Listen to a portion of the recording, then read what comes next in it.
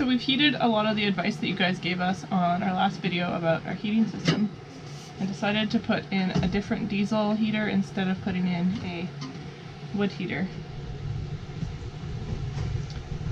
There seems to be a lot of people that really like their wood heaters, but there's also apparently more people that really don't and have a problem with them. So we've decided to go with a different diesel one. So the Chesapeake that we had in here before, the Dickinson Chesapeake, it was, I guess, unsafe, and because of that they're trying to get everybody to just replace the heater instead of replacing parts in the heater, so they wouldn't sell us a new carburetor, which was what the problem was. So we had to buy an entirely new heater. So we're just trying to install it right now. This is day number 2 of install, because the last day we didn't have all the pieces, and we also didn't get to the boat until after dark. It's fairly late, like 7 or 8 o'clock or whatever. So we're doing it now. And we should have all the pieces this time.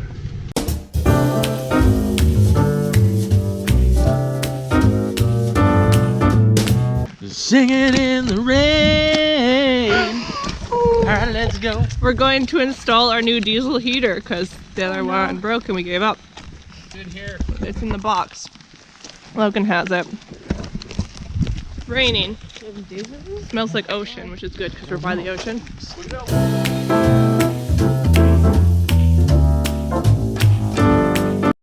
Okay, so this is the SIG 100, which is also owned by Dickinson, the company, the SIG. Called that because it can do how many things? Same size.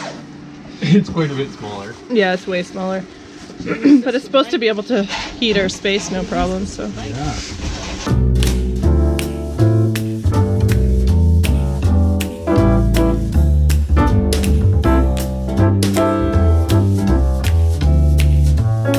You know what we should do? We should put a level on it and then go all stand on one side of the boat and then install it. Who invited this guy? I don't know. We should have had beers. What are we missing that you need to get other than Natalie's camera skills? I don't know. Need a pipe. A 3-inch stainless pipe. Stovepipe.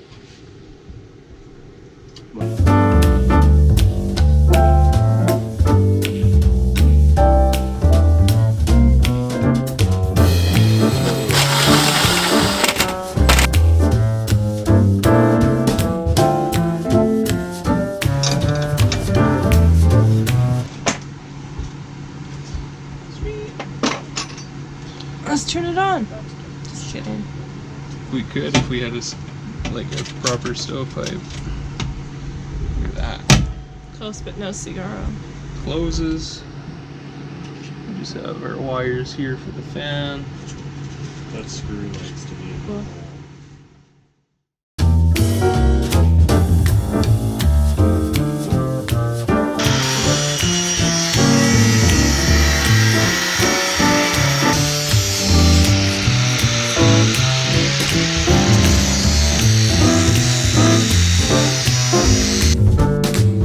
Safety first.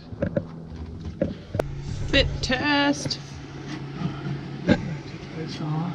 That one over.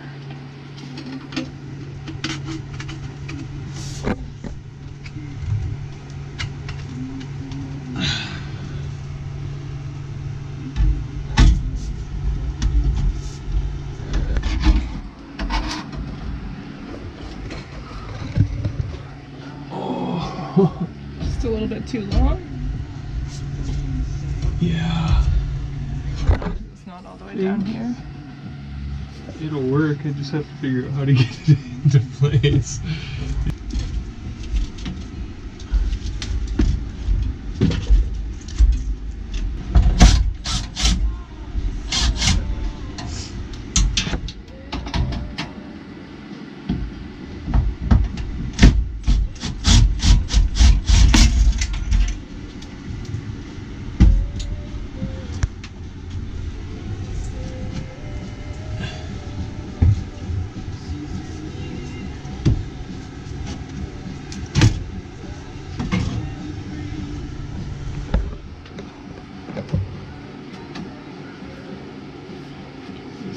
the back.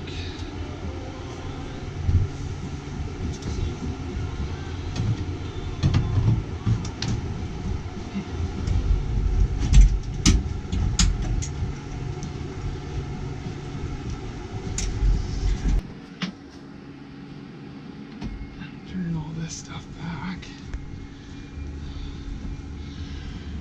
Whew. What do you think? Looks good. That stuff's all really nice and tight, so we shouldn't have any No leakage issues. no leakage.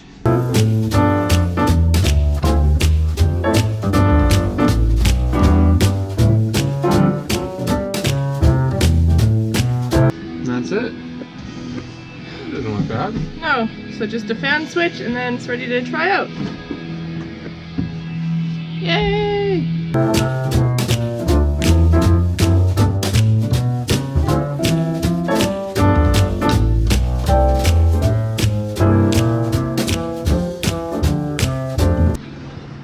Now we get to see whether it works or not.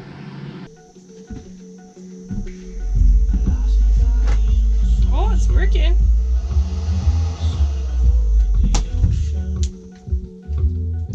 Getting ready to light the burner. Fire extinguisher ready just in case. You can see the priming oil in the bottom now. And about time to light this thing. This old rag.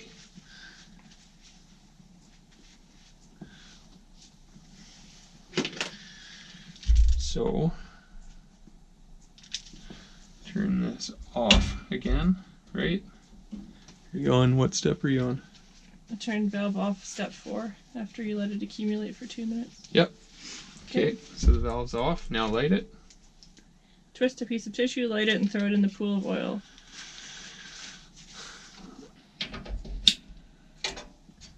Who knew a diesel soaked rag would just go out all of a sudden?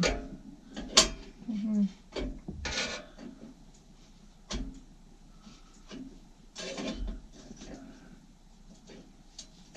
So now what does it say? Once the oil has ignited, replace the lid and close the door. Replace what lid? Oh, we don't have a lid. That's right. Are we supposed to have a lid? No, it's for all the burners. And this burner doesn't require a lid. Okay. So you just close the door once the oil's ignited? Oh, to go out. Oh, there's flame down there. Can't tell what's burning though. Oh.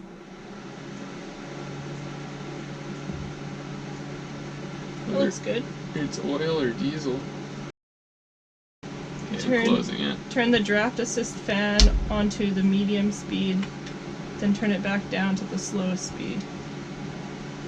Right away? Like right It now? doesn't say the amount of time, so I'm assuming, yeah.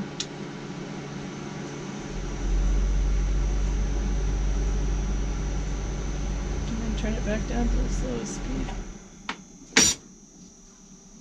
Cool. The diesel's ignited. Awesome. Yeah, that's rad. After a few minutes, watch the flames grow above the top burner ring where they should burn at all times. Takes approximately 5 to 10 minutes for the priming fuel to burn. Once the flames drop back down to the burner pot, it's time to turn the oil metering valve back on.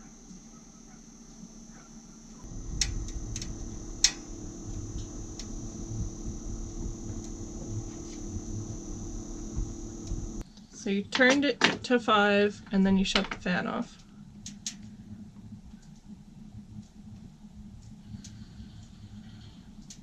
And then before you mess with it again, you're supposed to wait for the chimney pipe to warm up. Is it nice? It is nice.